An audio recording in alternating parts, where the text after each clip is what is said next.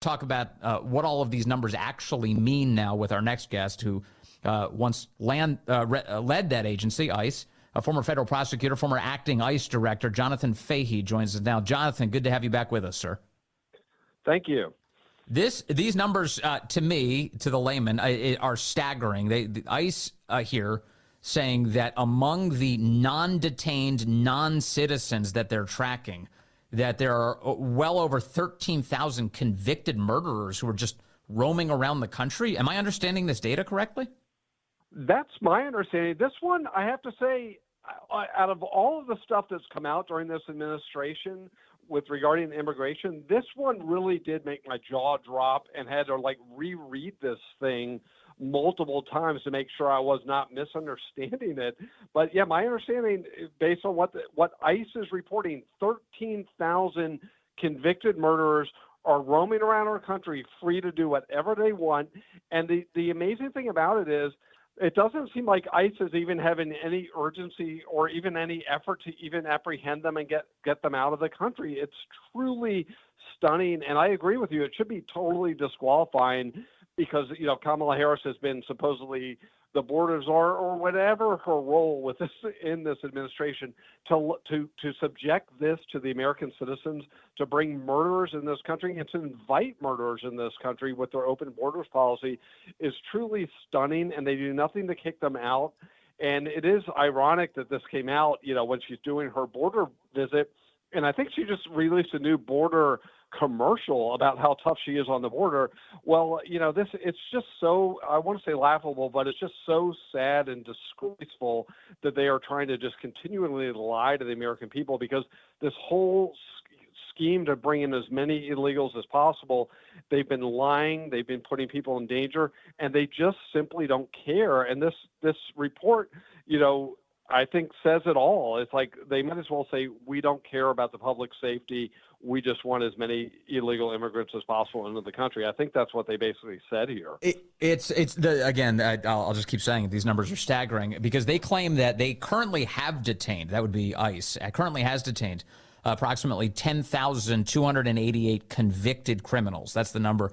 And that sounds like a lot of people that they've got in detention, until you read the number of convicted criminals that they've just released. The number is 425,431. In other words, just south of 500,000 convicted criminals have been released into the interior of the United States. And I'm left wondering, where have they committed these crimes? Do we understand where they were convicted? Was this in other countries and now they're just running free in ours? Or have they committed these crimes here and are still free in our country? That's what I did. I couldn't understand that from the report. I guess best reading of this is, I think these are people that were probably convicted either or, but it seems like a lot of them must have been convicted in the other countries, because 13,000 murderers not being turned over to ICE would seem to be extraordinary, because even places that don't honor detainers and things like that. But I don't really know, but my, I guess, best read of this is probably people coming across and they run their records, or somehow run the record after they've already released them into the country, would be my estimation. But yeah, I don't know which would actually be worse. Either one is horrible, but it just shows you how bad this is. And you wonder, is there a bottom here? Do they care at all about the public safety? It really doesn't seem like that. And, just with Kamala, with her, the talk of the border, and that they talk about the Senate bill all the time and all this nonsense like that.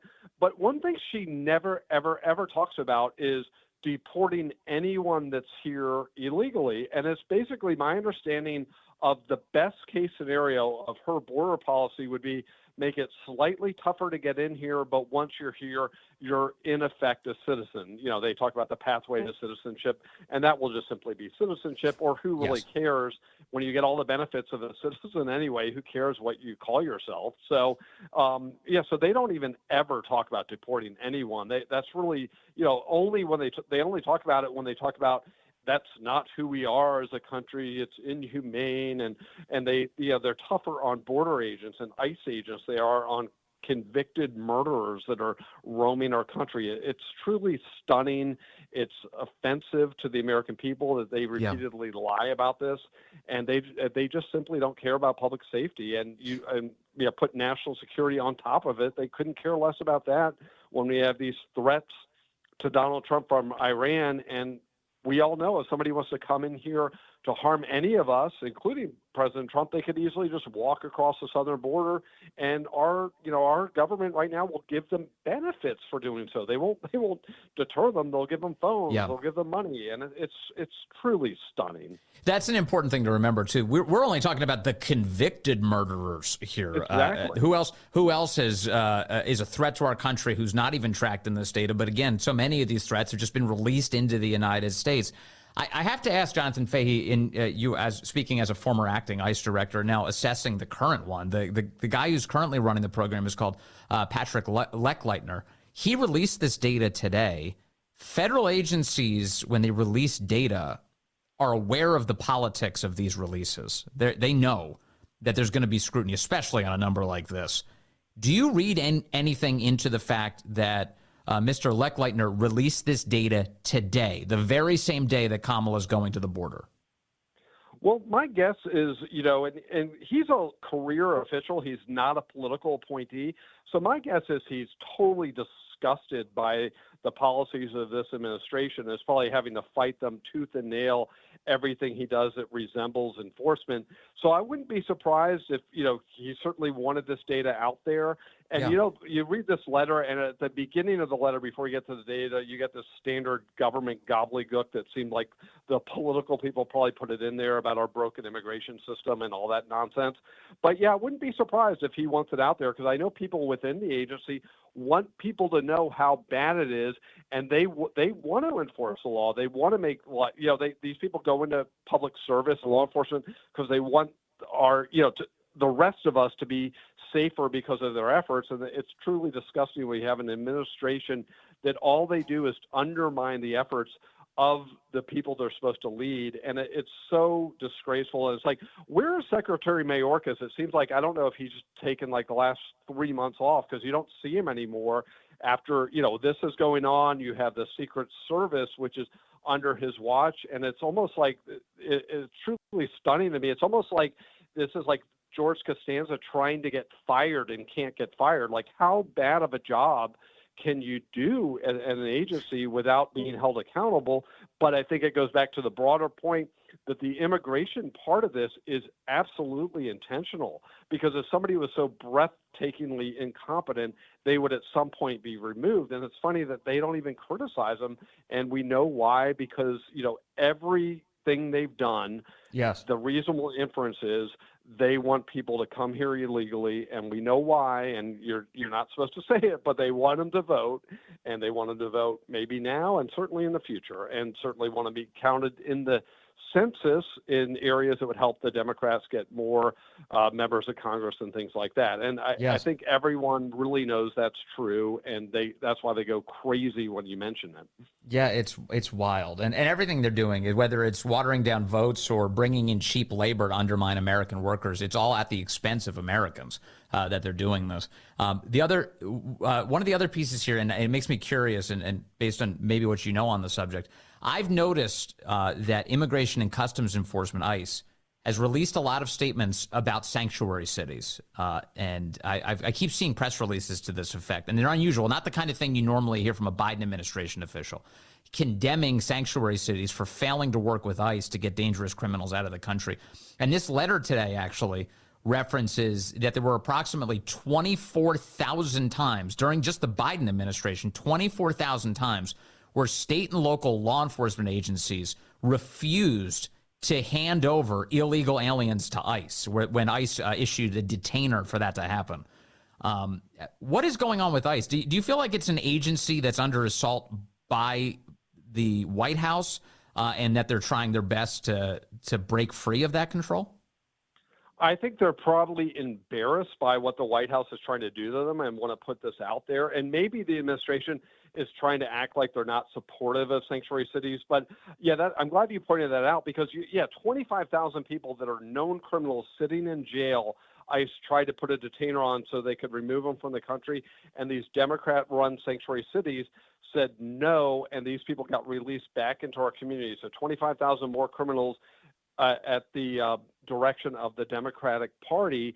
And the funny thing is, Tim Walz is fully supportive of sanctuary cities. He said so. He doesn't think, localities should honor ICE detainers.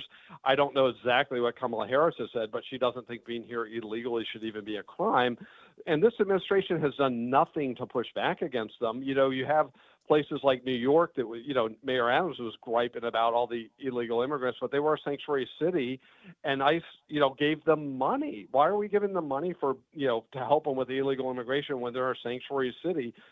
Everything they do is to support them. And this just shows how extreme would you be if you ask the average person, even if they're generally in favor of sort of an open bordersy policy. I can't think of anyone that would be in favor of a policy that would say we should keep criminals that are convicted of serious crimes in the country, and yet this administration does that, fully supported by the Democratic policy. And one more thing on that it's important. This administration came out with a policy at the very beginning of the administration. The only people they will even consider deporting are people convicted of aggravated felonies. So they've made it very clear they don't want to deport anyone. I want to point to two things about Kamala Harris, referencing what you just mentioned. One of them is her feeling on sanctuary cities in the past. The Washington Times points out that while Kamala Harris served as district attorney in San Francisco, she authored an opinion that provided legal cover for sanctuary cities to refuse to cooperate with ICE detainer requests, setting the stage for the extreme sanctuary policies in California. So her history has been one of support for lawless cities who are making things more dangerous for their residents. The other thing here, Jonathan Fahey, that deserves mention is something I played in the last hour. In a previous congressional hearing for looking at Ron Vitiello, the former ICE director, and assessing his fitness for office, she compared ICE to the KKK and said that there's a perception in the country that ICE is very much like the KKK. This is dangerous, no? Yeah, exactly. I'm glad you pointed that out because, when she was in the Senate, she did that. And then when she became vice president, remember when she falsely accused those Border Patrol agents of racially whipping migrants?